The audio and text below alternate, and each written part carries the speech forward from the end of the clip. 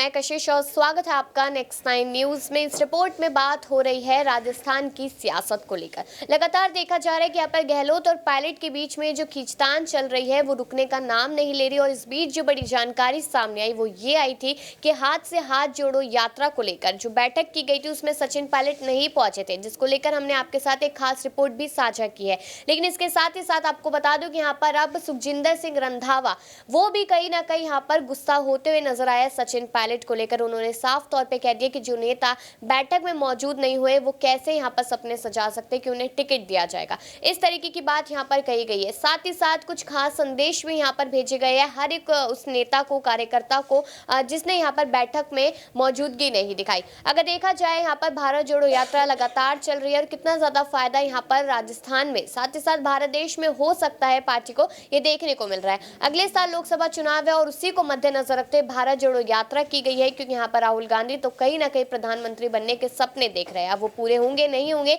इस तरीके के सवाल तो उठ ही रहे हैं। लेकिन यहाँ पर बात पायलट की हो रही है। अगर देखा जाए यहाँ पर तो पायलट ने जो बगावत की थी वो अभी भी लगातार सुर्खियों में। लेकिन यहाँ पर जब 91 विधायकों ने बगावत की, जो गहलोत के काफी ज्यादा करीबी माने जाते हैं, तो उन्होंने अपना इस्तीफा वापस भी ले लिया। उन्होंने कहा कि जिस बात की वजह से इस्तीफा दिया था अब वो बात हो नहीं रही तो इस्तीफा वापस लेना ज्यादा बेहतर है। इस तरीके से अपनी बात रखते नजर आए। लेकिन यहाँ पर अजय माकन की अगर बात की जाए तो उन्होंने कहा था कि गहलोत और पायलट के बीच में जो भी खींचतान चल रही थी उसको मैं नहीं सुलझा सकता, इसलिए उन्होंने इस्तीफा दे दिया। और भी काफी सारे उनके कारण रहे, लेकिन ये कारण भी था जिसको देखते हुए यहाँ पर मल्लिकार्जुन खड़गे ने कहीं ना कहीं यहाँ पर सुखजिंदर सिंह रंधावा को प्रभारी बनाया। ऑब्जर्वर भी बहुत सारे लोग हैं यहाँ पर और उनको ये जिम्मेदारी सौंप दी गई कि आपको इस मामले को देखना है। लेकिन ये मामला तो लगातार चल ही रहा था। लेकिन यहाँ पर जो बैठक की गई उसमें नहीं पहुंचे, तो उसको देखकर यहाँ पर सुखजिंदर सिंह रंधावा ने साफ तौर पे कह दिया कि यहाँ पर उन लोगों को टिकट नहीं दी जाएगी जो पार्टी की मीटिंग्स को, बैठक को यहाँ पर जरूरी नहीं समझते। इस तरीके की बात यहाँ पर कहते नजर आए।